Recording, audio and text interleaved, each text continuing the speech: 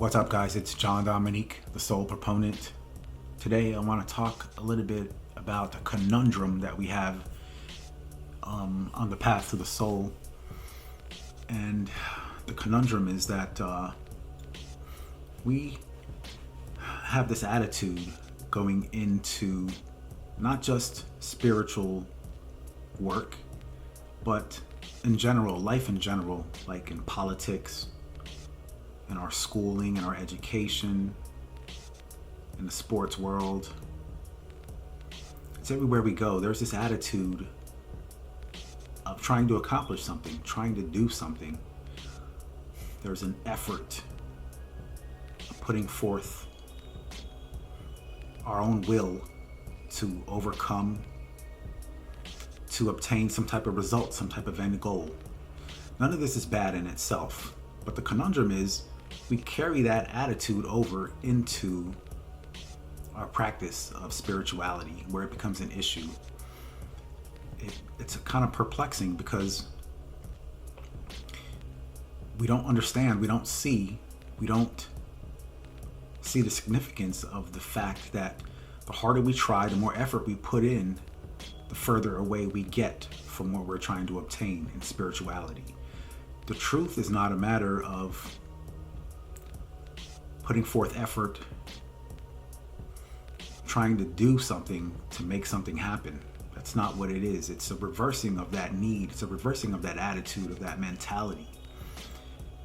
The conundrum, and it's kind of perplexing, is the harder we try, the further we get away from the truth that sets us free. The truth that sets us free on the path to liberation is not becoming more attached to our efforts and our desires for a certain thing to happen.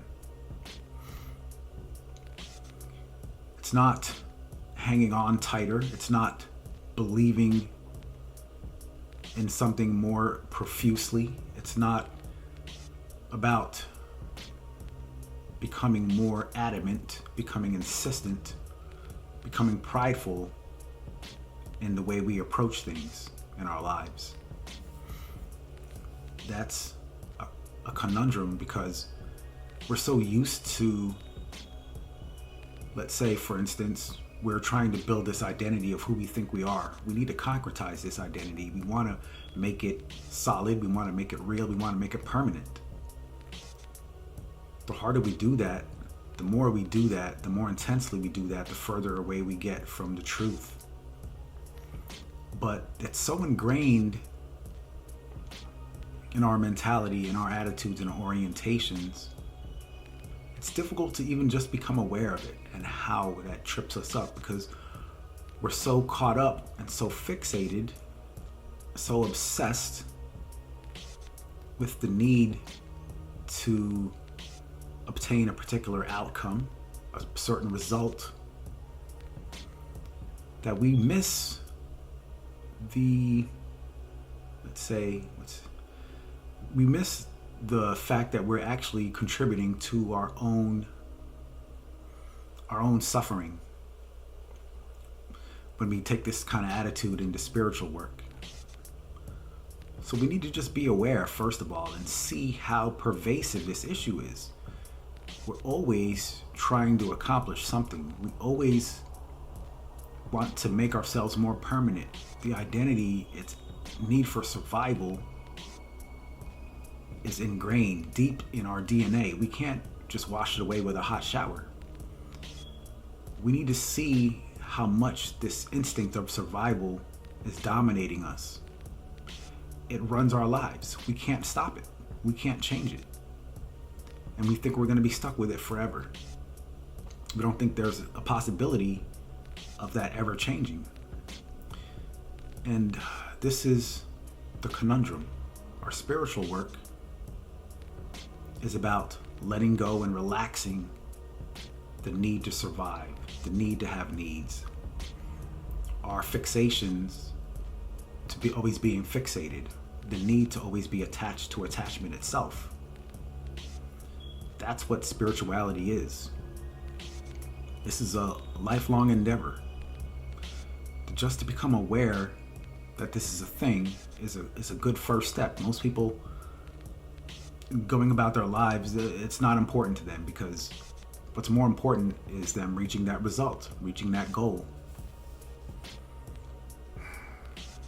So it becomes kind of perplexing. It's perplexing because we think we can use that same attitude that we always use everywhere in our lives, of putting forth effort and trying and fixating ourselves on the outcome. We think we can use that same attitude in spirituality. But the truth is, the truth sets us free. But if you notice, the harder we try, the harder we use that attitude in spirituality, the more attached we become, the more fixated we become, the more obsessed we become. So that's like what, it's kind of like a conundrum. It's kind of ironic. So we just need to first just be aware that this is a thing, and it takes a lifetime to see every single reason, every single way that we're attached and we're fixated. And I'm not here to say that we have to not be fixated forever in every circumstance, because we, in a way, we need this type of fixation and this attitude, the orientation of trying really hard and putting forth effort. We need that in order to survive. I'm not saying to do away with it. I'm just saying we don't need to be like that all the time. And that's where it becomes an issue, because we're so accustomed to, we think it's normal that we put in all that effort and that we're attached and that we're fixated and got our panties in a bunch. We think that's normal all the time, and it's not. We need to be able to let go at certain times when we don't need that attitude. We need to be able to loosen our attachments, loosen the intensity of our desires and the intensity of our need to have needs, the intensity of our attachments. This is a lifelong work. It takes a long time, but it's important to see this conundrum. It's important to see how ironic it is, to see how perplexing spiritual work is. It's a total upside down, a reversing, an undoing.